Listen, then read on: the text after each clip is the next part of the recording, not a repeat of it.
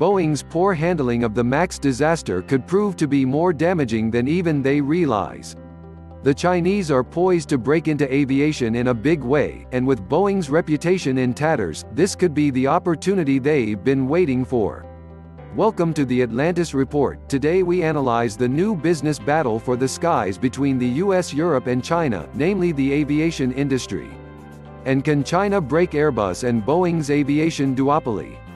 For decades, there have only been really two choices when it comes to commercial aircraft. Boeing and Airbus have a powerful duopoly over the industry, supplying aircraft worldwide at the fastest pace they can.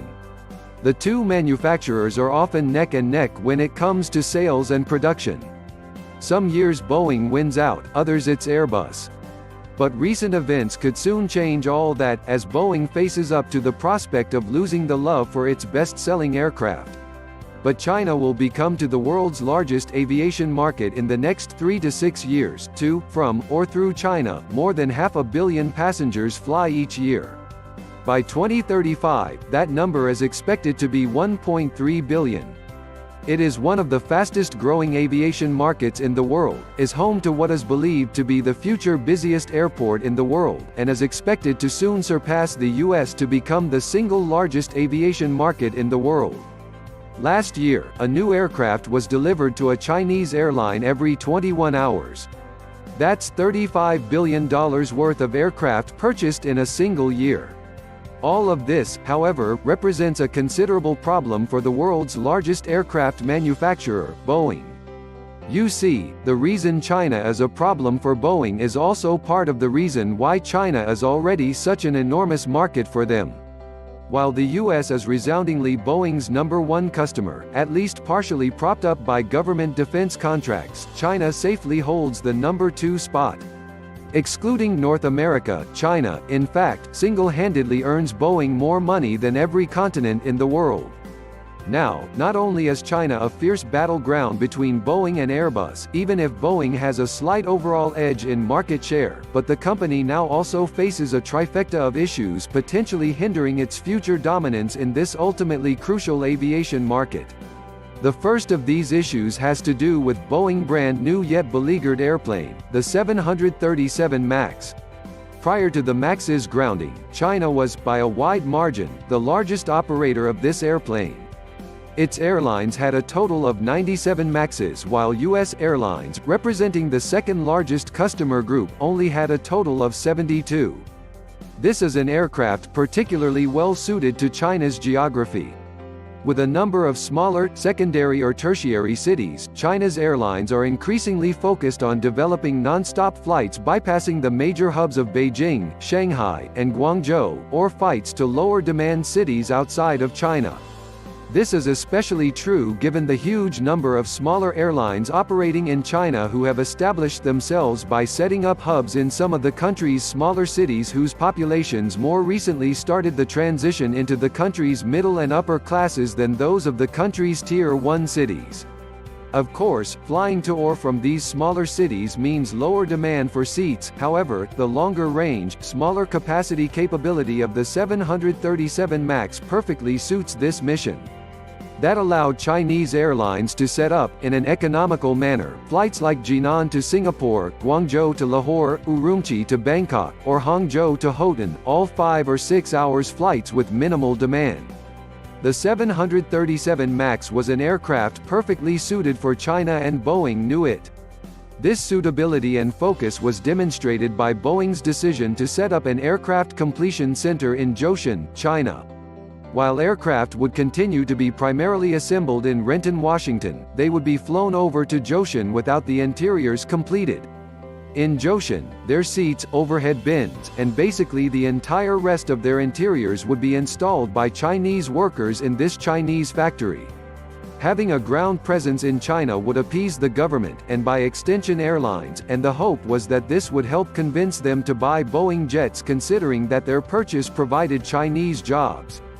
This was especially necessary considering that Airbus already had an even more extensive final assembly line in the country for its competing A320 jets.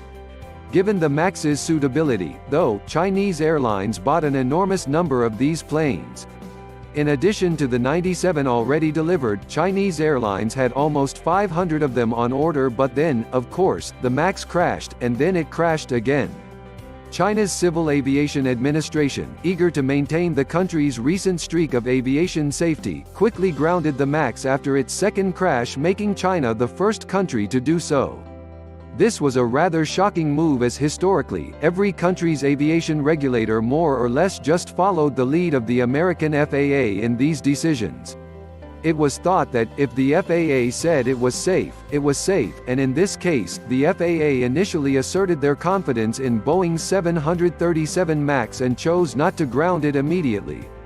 Now, in the aftermath of this, the grounding of the MAX has presented Beijing with three gifts.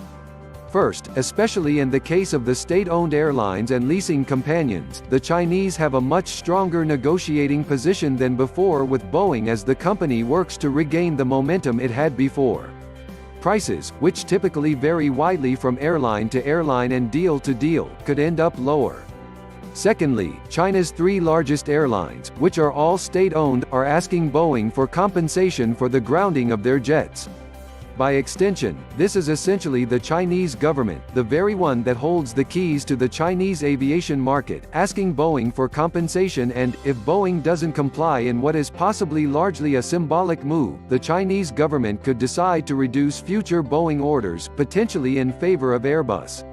While Boeing is seemingly setting itself up to offer compensation to airlines affected by the MAX's grounding, whatever it gives to the Chinese airlines, however favorable the company is with them, they will have to match this precedent for their compensation with every other of the world's affected airlines.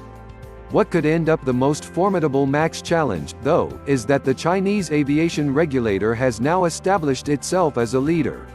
It was them who made that first decision to ground the jet that started the domino effect of other national regulators grounding the MAX. Considering China's regulator now successfully flexed their muscle in this space, the American FAA, which has deep links to Boeing and has allowed Boeing to essentially self-certify certain aspects of their new aircraft, has lost some prowess in its role as, in a sense, the world's aviation regulator. Therefore, not only will China's regulator likely take a more independent route in re-certifying the MAX once its issues are resolved, it will also possibly feel free to make its own independent decisions on the airworthiness of future aircraft. This is a precedent that should have Boeing concerned. Now, a smaller but significant second issue for Boeing is the ongoing trade war between the US and China. While Boeing has not yet encountered clear implications from this trade war, some speculate that the company could be used as a pawn. China's three largest airlines, China Southern, China Eastern, and Air China, are all majority government-owned, and therefore their orders can be used as a sort of political tool. To date, these three airlines' fleets are slightly weighted towards Airbus planes, despite the country's airlines as a whole on average having a slight preference towards Boeing, but they still do operate a significant number of Boeing planes. While Boeing is not, of course, a state-owned company, they are the U.S. largest exporter and a major American employer, and therefore the U.S. government and Department of Commerce works hard to prop them up. As the largest international market for Boeing, China has the keys to either help or hurt America's economy through how many planes it decides to order. In the height of the US-China trade war, in March 2019, Chinese President Xi Jinping announced a massive $35 billion order of 300 Airbus aircraft by China's state-owned aircraft leasing company. While you can never know for sure, this certainly was viewed as a move at least partially intended to send a message to the US. Meanwhile, since the beginning of the trade war, there has been a noticeable lack of significant Boeing aircraft orders by Chinese airlines. These, however, are most all fairly short-term threats. The trade war will pass, the 737 MAX will take the skies again, but what is perhaps Boeing's largest problem is still to come. Their largest threat is that China is building their very own plane. It's being built by the Commercial Aircraft Corporation of China, or COMAC. Now, to recap, in the commercial jet aircraft manufacturing space, there's of course Boeing and Airbus, then there's Embraer, which is in a joint venture with Boeing, and Bombardier, whose flagship C-Series program was bought by Airbus. Therefore, Boeing and Airbus control an enormous majority of the industry. Aside from that, the only major unaligned aircraft series is the Bombardier CRJ regional jet, whose manufacturing rights are in the process of being bought by Mitsubishi. There's then the Russian United Aircraft Corporation, producing a small number of Ilyushin, Tupolev, and Sukhoi jets, and an even smaller number of commercial jets produced by the Ukrainian Antonov Company. These Russian and Ukrainian aircraft tend to mostly be bought and operated by Russian and Ukrainian airlines, so, in terms of global aircraft competition against Boeing and Airbus, there really is none. It is the textbook duopoly. Comac, however, could break that. It may surprise some to hear that there are already Comac aircraft flying in China's skies, the ARJ-21. This small, 78-passenger jet was Comac's first significant foray into commercial aircraft manufacturing, and it has been, to put it bluntly, a disaster. When it was first announced in 2002, the aircraft was supposed to take the skies in 2005. In reality, though, the first prototype wasn't completed until 2007, the first test flight didn't happen until 2008, and then after delay upon delay upon delay, the first commercial flight didn't happen until 2016. Since then, the issues have not let up. The aircraft was plagued with reliability and capability issues, and, to date, only 14 are in commercial service.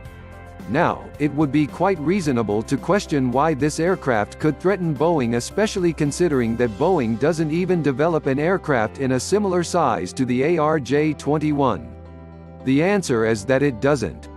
The aircraft that should make Boeing nervous is this, the Comac C919.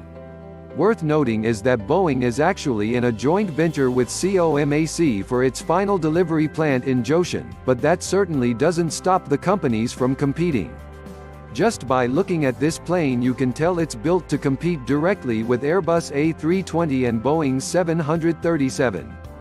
It's designed to carry pretty much the exact same number of passengers, and it even uses the same engines at the A320neo and 737 MAX, but let's be clear, the C919 is not the A320 or 737. It's a brand new aircraft by a brand new aircraft manufacturer, and it's abnormal for even Airbus or Boeing's new aircraft introductions to go smoothly. Designing aircraft is difficult. The C919 is still in its testing phase, so its true performance and reliability statistics are not yet verifiably known. However, in all honesty, the success of this plane has less to do with its actual capability than probably any other plane in the world. The success of this plane has to do with whether the Chinese government decides it will be successful. Of China's 8 largest airlines, just one, Hainan Airlines, is not government-owned. China's government holds the keys to hundreds or thousands of aircraft orders. Why would it order from anyone but itself? Unsurprisingly, quite a few of the C919's orders to date have come from Chinese state-owned airlines and aircraft leasing companies. Its only non-Chinese order came from GE's aircraft leasing division, possibly as a vote of confidence considering the C919 uses GE engines. The real test on whether the C919 is actually a good plane will come once it enters commercial service, its reliability and capability as exhibited to the world, and foreign airlines consider whether they want to order it.